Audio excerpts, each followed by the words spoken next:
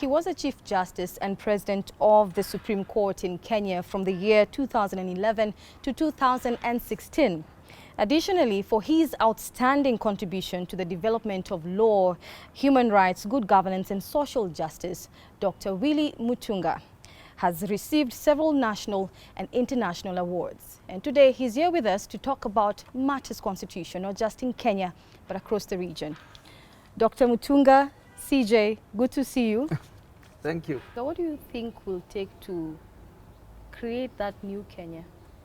Given the fact that implementation of the constitution is far from, perhaps even halfway, but yet we have a progressive constitution, but it does not trickle down to the reflection of the state of the country.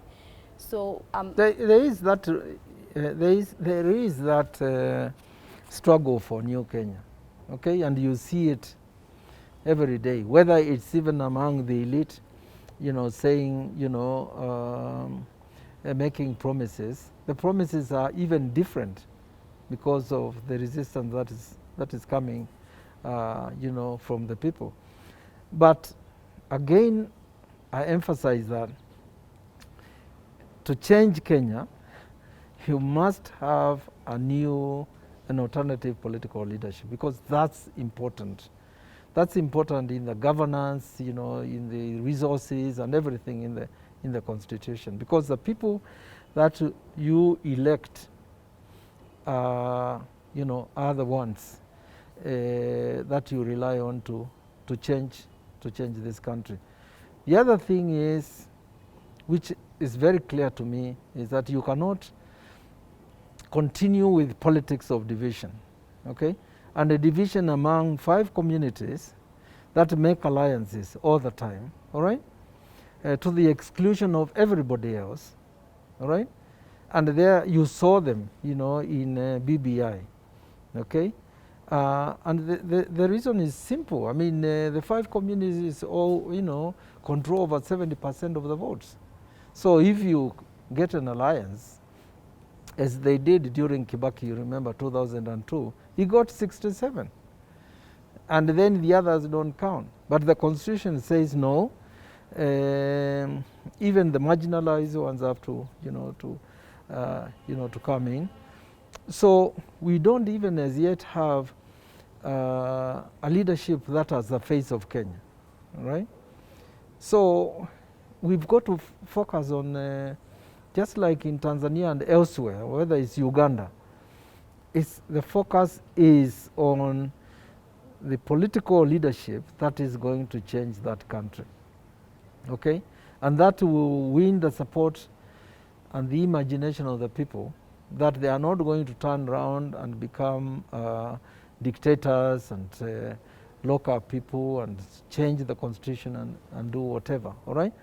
And that, for me, is now in the hands of the youth of these countries, okay? And because in the case of Kenya, if I got this right, 80% of the population is under 35. Under 35. Those are the people who are calling for employment. They are calling for universal health care. They're calling for education. They're calling for housing, everything. Those material needs, because they need them. Education, for example, is so critical. And if it becomes a commodity as it is now, okay, who says that, God has decreed that the poor don't give birth to bright kids? It's only the rich who do. So you have private schools, not everybody has access to them. Public education is also becoming kind of privatized and so forth. There are certain things that cannot be commodified. They are not goods, they are public goods. Education is one. Health is another one. Okay, COVID has taught us that the moment you cannot afford to go to a hospital, you are a dead person. Okay? And that's why among us who work, how many groups are we involved in on this issue of education and health? And we are subsidizing the government. The government should be doing that. It should be taxing me as heavily as they can. And I won't complain, because I know if my aunt gets sick in Kitui, she's not going to call me. She'll just go to the hospital, and there will be facilities and there will be drugs. And I will know that her grandchildren and the children will go to a public school and they have a chance. Because that's what happened to me. You know, that's what happened to me in the case of education.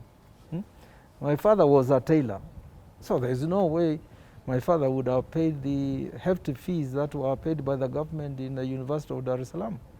So this is, Kenya has to basically get into the politics of humanity and not just divisions and corruption and accumulating wealth and doing all manner of things.